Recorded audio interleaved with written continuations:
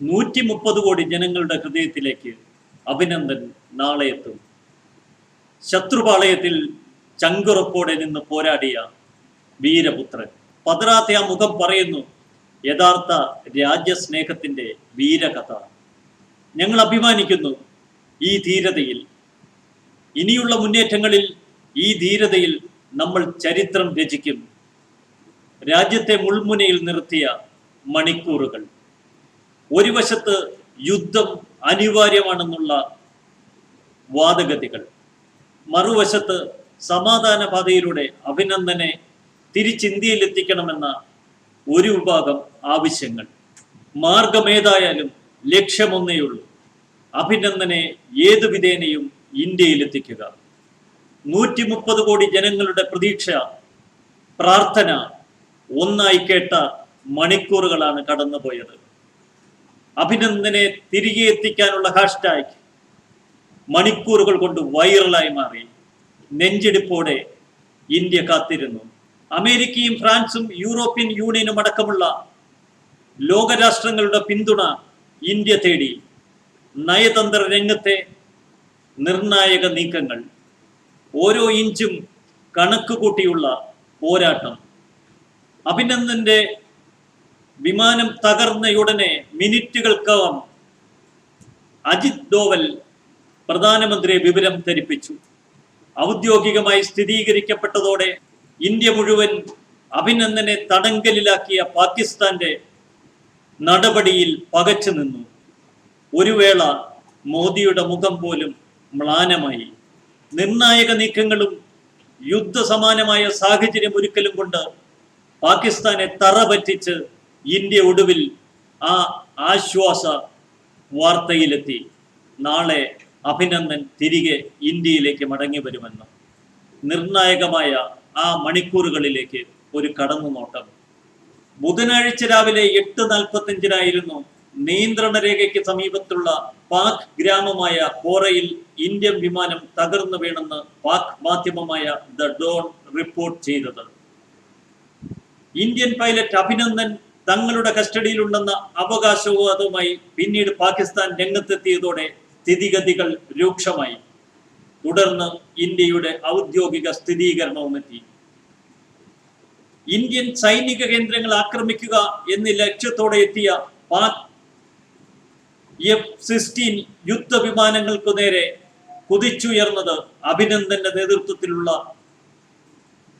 പ്രതിരോധ ടീമായിരുന്നു. ഇന്നലെ വ്യോമാതിർത്തി ലംഘിച്ചു കടന്നുകയറിയ ഈ F-16 വിമാനത്തെ കരിച്ചു കളഞ്ഞതും അഭിനന്ദൻ തന്നെ. അവന്തിപ്പുര വ്യോമത്താവളത്തിൽ നിന്ന് അഭിനന്ദൻ ഉൾപ്പെടെയുള്ള വ്യോമസേനാംഗ MiG-21 പാഞ്ഞെടുത്തത് ഞൊടിയിടയിലായിരുന്നു. രജൌറി ജില്ലയിലെ നൌഷേരിയിലും പൂഞ്ച് ജില്ലയിലും അതിർത്തി ലംഘിച്ചെത്തിയ വിമാനങ്ങളെ ഇന്ത്യൻ വ്യോമസേന തുരത്തിയിരുന്നു. ഇതിനിടെയാണ് MiG-21 വിമാനം തകർന്ന് വിംഗ് കമാൻഡർ അഭിനന്ദൻ വർദ്ധമാനെ കാണാതാവുന്നത്. പൈലറ്റിനെ കാണാതായ വിവരം ഇന്ത്യ സ്ഥിരീകരിക്കുന്നതിന് തൊട്ടു മുമ്പായിരുന്നു പാക് മാധ്യമങ്ങൾ പൈലറ്റിന്റെ വീഡിയോ പുറത്തുവിട്ടത്. ചോരയൊലിച്ച് ജനക്കൂട്ടം ആക്രമിക്കുന്ന നിലയിൽ അഭിനന്ദന്റെ വീഡിയോ പുറത്തുവിട്ടു. പക്ഷേ കരുത്തിന്റെ പ്രതീകമായി മാറി അഭിനന്ദൻ അവിടെ.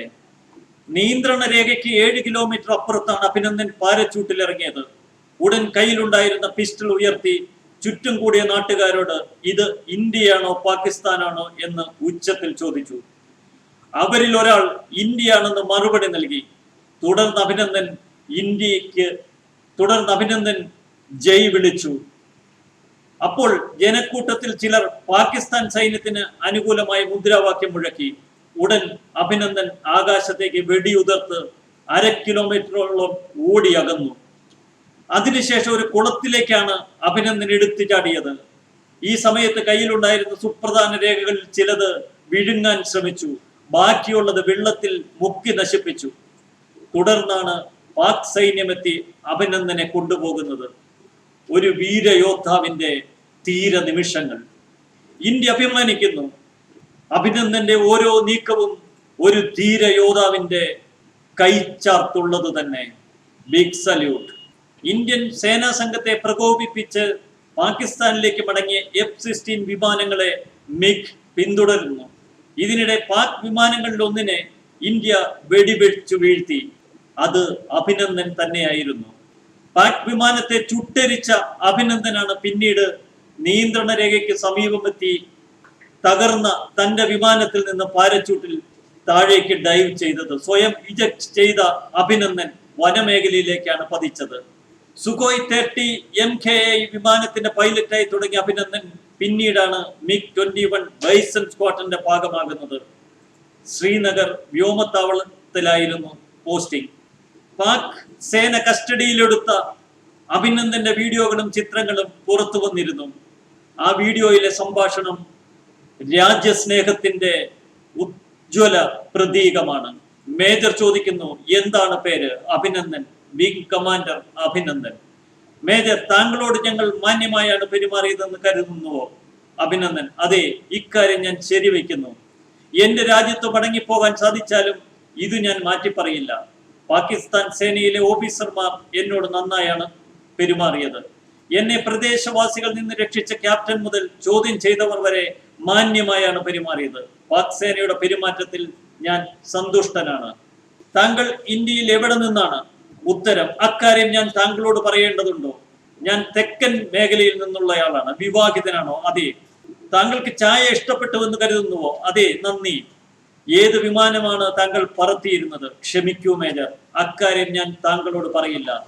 തകർന്നു വീണ വിമാനത്തിന്റെ ഭാഗങ്ങൾ ഇതിനകം കണ്ടെത്തിയിരിക്കുമല്ലോ. എന്തായിരുന്നു താങ്കളുടെ ദൗത്യം? അക്കാര്യം താങ്കളോട് പറയാൻ ഞാൻ ബാധ്യസ്ഥനല്ല. കരുത്തിന്റെ സ്വരം, പതറാത്ത ഇച്ഛാശക്തിയുടെ വീരസ്വരം ഇന്ത്യയെ പ്രകമ്പനം കൊള്ളിച്ചു. അഭിനന്ദന്റെ വാക്കുകൾ. ഇന്ത്യ ജ്വലിക്കുന്നു. ഇന്ത്യയിലെ 130 കോടി ജനങ്ങളുടെ ഹൃദയമിടിപ്പ് ഈ അഭിനന്ദന് വേണ്ടി പിന്നീട് മിടിച്ചു. പാക് കസ്റ്റഡിയിലായ അഭിനന്ദനെ വിട്ടുകിട്ടാനുള്ള തീവ്ര ശ്രമങ്ങളായി പിന്നീട് ഇന്ത്യയുടെ ഭാഗത്തു നിന്നും അതിസങ്കീർണമായ നയതന്ത്ര ഇടപെടലുകൾ. യുദ്ധത്തിലേക്ക് കാര്യങ്ങൾ കൈവിട്ടു പോകുന്നുവെന്ന പ്രതീതിയായിരുന്നു ഇന്ന് രാവിലെ. എന്നാൽ ഒരു യുദ്ധം പാകിസ്ഥാനെ സംബന്ധിച്ചിടത്തോളം അത്രയൊന്നും എളുപ്പമല്ല.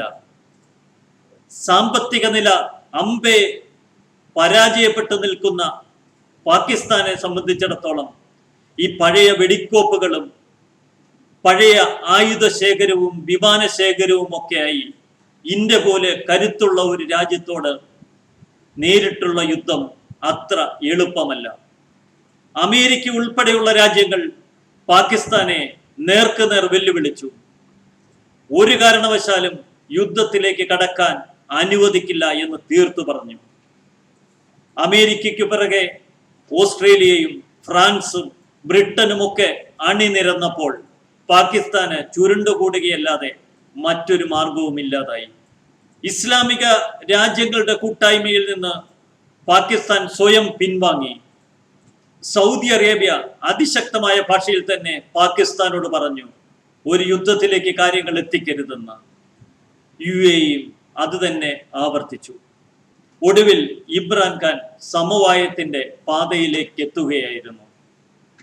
ഇന്ത്യയുടെ നീക്കങ്ങൾ കരുത്തുള്ളതും നിർണായകവുമായിരുന്നു. ഇവിടെ പാകിസ്ഥാൻ ഒട്ടൊന്ന് തളർന്നു. ഒടുവിൽ സമവായത്തിന്റെ ഭാഷയായിരുന്നു ഇന്ന് പാകിസ്ഥാന്. പ്രധാനമന്ത്രിതല ചർച്ചയ്ക്ക് തയ്യാറെന്ന് പാക് വിദേശകാര്യമന്ത്രി ആദ്യം പറഞ്ഞു. നരേന്ദ്രമോദിയെ ഫോണിൽ വിളിക്കാൻ പോലും പ്രധാനമന്ത്രി ഇമ്രാൻഖാൻ തയ്യാറാണെന്ന് അവർ അറിയിച്ചു. ഉഭയകക്ഷി ബന്ധം മെച്ചപ്പെടുത്തുന്നതിന് സംഘർഷമൊഴിയുമെങ്കിൽ വിംഗ് കമാൻഡർ അഭിനന്ദൻ വർദ്ധമാനെ വിട്ടു നൽകാമെന്നും അവർ പറഞ്ഞു. അഭിനന്ദൻ പൂർണ്ണ ആരോഗ്യവാനും സുരക്ഷിതനുമാണെന്ന് പാകിസ്ഥാൻ അറിയിച്ചത് ഇന്ത്യക്ക് ആശ്വാസമായി. ഒടുവിൽ ആ നിർണായക വാർത്തയുമെത്തി. നാളെ പാകിസ്ഥാൻ അഭിനന്ദനെ ഇന്ത്യയിലേക്ക് മടക്കി അയക്കുമെന്ന്. കരുത്തുറ്റ ഒരു രാഷ്ട്രത്തിന്റെ ഒരുമിച്ചുള്ള ഒരു മുന്നേറ്റം. ഇന്നത്തെ പകലിന് പറയാനുള്ളത് ഈ തീരകഥയാണ്. നാളുകളിൽ അഭിനന്ദൻ നമ്മുടെ വീരപുത്രൻ തന്നെ. പാക് പാർലമെന്റിന്റെ സംയുക്ത സമ്മേളനത്തിൽ ഇമ്രാൻഖാൻ നടത്തിയ ആ പ്രസ്താവന, നാളെ ഇന്ത്യയുടെ പൈലറ്റിനെ തിരിച്ചു നൽകുമെന്ന ആ പ്രസ്താവന കയ്യടിയോടെ ഇന്ത്യ സ്വീകരിക്കുന്നു, ലോകം കേൾക്കുന്നു. നന്ദി. ന്യൂസ് ഡെസ്ക് മലയാളി വാർത്ത.